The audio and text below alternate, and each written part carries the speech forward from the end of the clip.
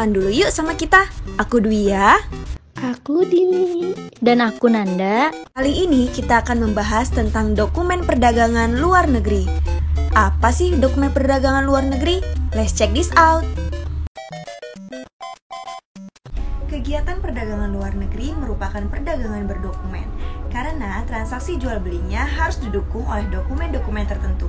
Dokumen tersebut diperlukan guna untuk memberikan kepastian bagi eksportir dan importir.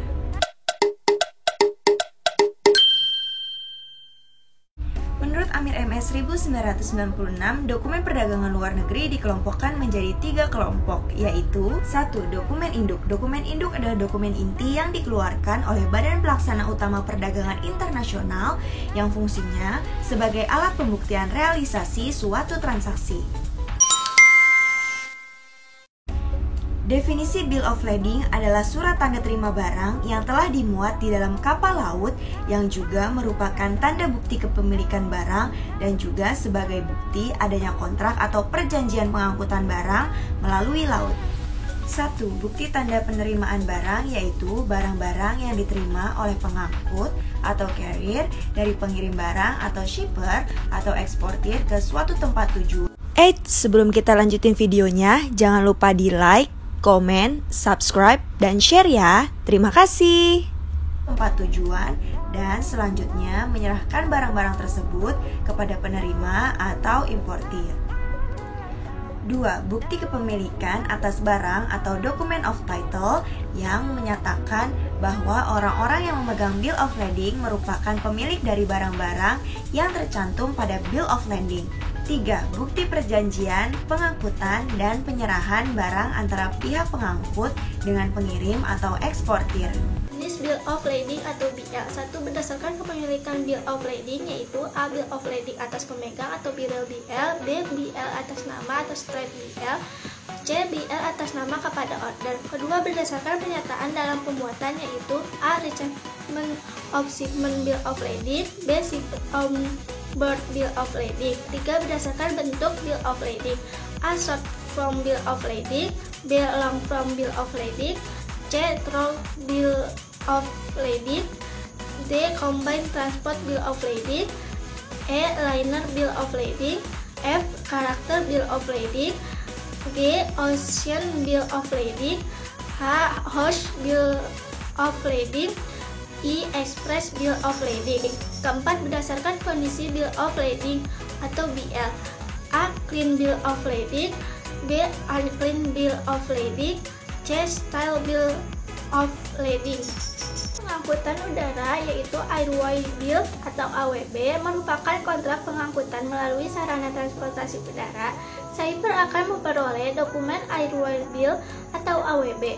Dokumen Airway Bill atau AWB pada umumnya terdiri dari 3 set formulir asli yang masing-masing harus diserahkan kepada perusahaan penerbangan, penerimaan barang, dan pengiriman barang. Dokumen Airway Bill berisikan keterangan A. Tanda terima dari perusahaan penerbangan yang menyatakan bahwa perusahaan penerbangan tersebut telah menerima barang dari pengirim. B. Perjanjian antara pengirim dan perusahaan penerbangan untuk memindahkan barang dari bandara asal ke bandara penerima. Pernyataan pabean tagihan biaya pengiriman barang. C. Pernyataan pabean. D. Tagihan biaya pengiriman barang. E. Sertifikat asuransi. Pengangkutan darat yaitu Railway Consignment Note merupakan pengangkutan barang melalui sarana kereta api yang lazim dilakukan di negara-negara yang berbatasan darat dengan negara lain dan telah memiliki akses langsung. Railway.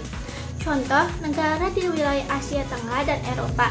Atas penyerahan barang yang diangkut melalui kereta api, eksportir akan menerima surat angkutan kereta api. Kedua, faktur atau invoice merupakan dokumen penting dalam perdagangan luar negeri karena dengan melihat invoice kita dapat mengetahui berapa jumlah dan harga barang yang diperjualbelikan, jumlah penutupan asuransi, dan besarnya bea masuk yang harus dibayarkan. Faktur atau invoice dapat dibedakan menjadi 3, yaitu performa invoice, commercial invoice, dan consular invoice. berdokumen atau letter of credit jika ada atau opsional. Surat kredit berdokumen atau letter of credit merupakan perjanjian kredit yang diterbitkan oleh bank devisa di negara importir yang bertindak selaku bank pembuka atau opening bank. Keempat, dokumen asuransi atau insurance dokumen. Asuransi adalah surat bukti pertanggungan yang dikeluarkan perusahaan asuransi atas permintaan eksportir maupun importir untuk menjamin keselamatan atas barang yang dikirim. Dokumen asuransi dapat berupa sertifikat asuransi, polis asuransi, dan surat penutupan asuransi.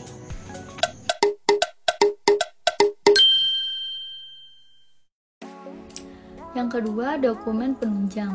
Dokumen penunjang adalah dokumen yang dikeluarkan untuk memperkuat atau merinci keterangan yang terdapat dalam dokumen induk.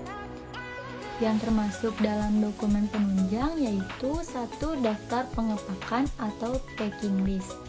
Daftar pengepakan atau packing list adalah daftar yang berisi rincian barang yang terdapat di setiap peti atau karung atau kemasan. 2. Surat keterangan asal atau Certificate of Origin. Surat keterangan asal SKA atau Certificate of Origin adalah dokumen yang harus disertakan pada waktu barang ekspor Indonesia memasuki wilayah negara tertentu sebagai bukti bahwa barang tersebut berasal atau dihasilkan atau diolah di Indonesia. Untuk memperoleh SKA, eksportir mengajukan permohonan sesuai dengan ketentuan Peraturan Menteri Perdagangan Republik Indonesia Nomor 32/DAG/per/5/2015 tentang instansi penerbit SKA.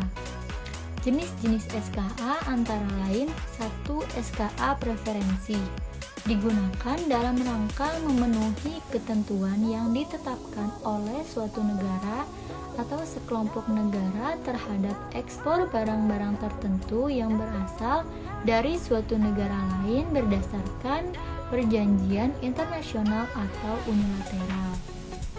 2. SKA non-preferensi digunakan dalam rangka memperoleh fasilitas pengurangan atau pembebasan tarif bea masuk yang diberikan oleh suatu negara atau sekelompok negara terhadap ekspor produk-produk tertentu yang berasal dari suatu negara lain yang memenuhi syarat sesuai dengan ketentuan perjanjian internasional atau penetapan unilateral. 3. Surat keterangan pemeriksaan atau Certificate of Inspection adalah surat pernyataan yang berisi keterangan mengenai barang yang dibuat oleh surveyor independen, juru pemeriksa barang atau badan resmi yang ditunjuk oleh pemerintah dan dikenal oleh dunia perdagangan internasional. 4.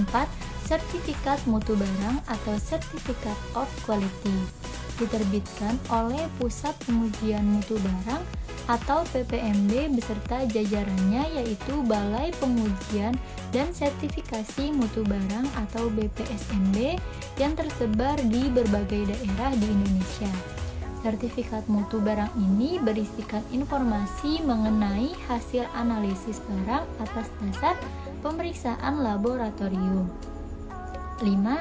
Sertifikat manufaktur atau Manufacturer Certificate adalah surat pernyataan yang dibuat oleh produsen yang menyatakan bahwa barang ekspor dengan merek tertentu adalah benar-benar hasil produksi perusahaannya.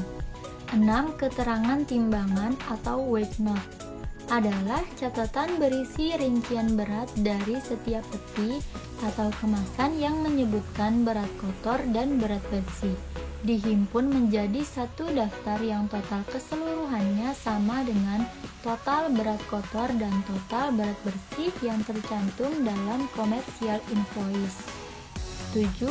Daftar publikasi atau measurement list adalah daftar yang berisi ukuran dan takaran dari peti atau kemasan yang biasanya dinyatakan dalam volume atau kubikasi. 8. Pemberitahuan ekspor barang atau PEB dan pemberitahuan impor barang PIB. Barang yang akan diekspor dari Indonesia atau diimpor ke Indonesia wajib memberitahukan ke kantor Dirjen Bea dan Cukai dengan mengisi formulir pemberitahuan ekspor barang atau PEB atau pemberitahuan impor barang atau PIB.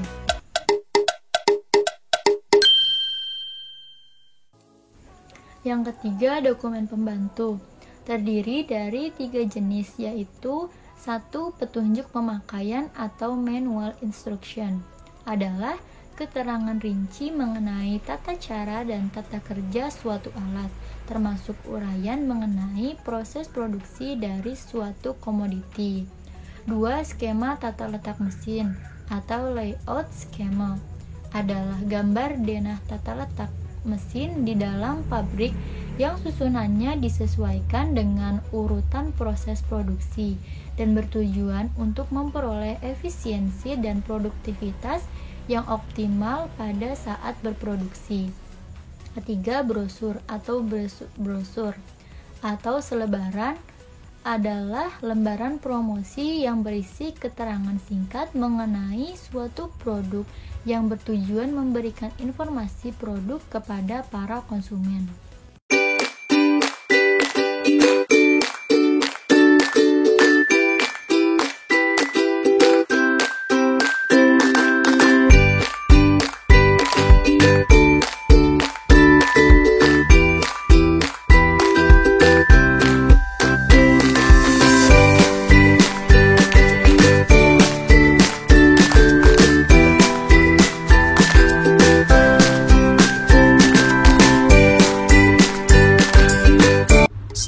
Kasus. Banyak penipuan dalam perdagangan internasional, eksportir Indonesia jadi korban. Kementerian Perdagangan mengimbau para eksportir asal Indonesia untuk lebih waspada dalam bertransaksi. Imbauan ini disampaikan karena meningkatnya kejahatan dan penipuan di bidang perdagangan internasional yang terjadi dengan berbagai modus dan motif. Untuk menghindari kerugian dan kehilangan dana ataupun barang ekspor, diperlukan kewaspadaan serta kehati-hatian para eksportir saat melakukan transaksi dengan mitra dagangnya. Ujar Kepala Indonesia Trade Promotion Center atau ITPC, Dubai Heni Rusmiati dalam keterangan tertulis Sabtu 9 Februari 2019. Oleh karena itu, untuk menghindari kejadian serupa, ada beberapa hal yang perlu diperhatikan para pelaku usaha saat bertransaksi. Pertama, memperhatikan legalitas calon buyer dengan memastikan bahwa calon buyer memiliki legalitas yang resmi dan sah. Jika ada keraguan, eksportir dapat meminta kepada ITPC atau perwakilan pemerintah RI lainnya dalam melakukan verifikasi lapangan. Kedua, menggunakan kontrak penjualan untuk mengikat kedua belah pihak dalam memenuhi hak dan kewajibannya serta sebagai dasar dalam upaya penyelesaian masalah. Ketiga, menggunakan sistem pembayaran yang aman dengan membiasakan menggunakan sistem pembayaran kegiatan ekspor dan impor dengan metode yang aman. Misalnya, dengan penggunaan letter of credit atau melalui transfer dengan disertai uang muka. Terakhir, menjaga dokumen-dokumen penting dan tidak memberikan dokumen tersebut kepada buyer jika kewajibannya belum terpenuhi. Dengan melakukan hal-hal tersebut, diharapkan keamanan dalam bertransaksi dengan buyer akan lebih terjamin dan dapat terhindar dari tindak kejahatan yang modus dan motifnya terus berkembang, kata Heni. Kesimpulan: persiapan dokumen-dokumen yang telah dijelaskan penting sekali untuk kelancaran transaksi ekspor dengan importir. Oleh karena itu, para wirausaha hendaknya mempelajari dokumen-dokumen tersebut secara serius sehingga mampu mempersiapkannya dengan tepat. Ini dikarenakan berkaitan dengan kecepatan dan ketepatan pengiriman ekspor yang berujung pada reputasi eksportir. Akan tetapi, bagi para pelaku UMKM yang merasa belum siap atau memiliki kapasitas dalam mempersiapkan dokumen-dokumen ekspor ini, sebaiknya menggunakan jasa forwarder dalam setiap transaksi pengiriman ekspor.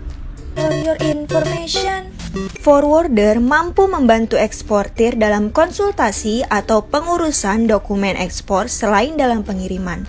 Bahkan, forwarder juga bisa membantu dalam penyelesaian biaya-biaya yang timbul dalam transportasi dan penanganan muatan di pelabuhan. Intinya, para wirausaha tidak perlu khawatir dengan proses rumit persiapan dokumen ekspor ini. Yang perlu diingat, para wirausaha tetap perlu memprioritaskan persiapan produknya untuk sesuai standar ekspor beserta sertifikatnya. Saatnya UMKM siap ekspor. Terima kasih. Jika kalian merasa video ini bermanfaat, jangan lupa subscribe, like, komen, dan share juga ya. See you in my next video.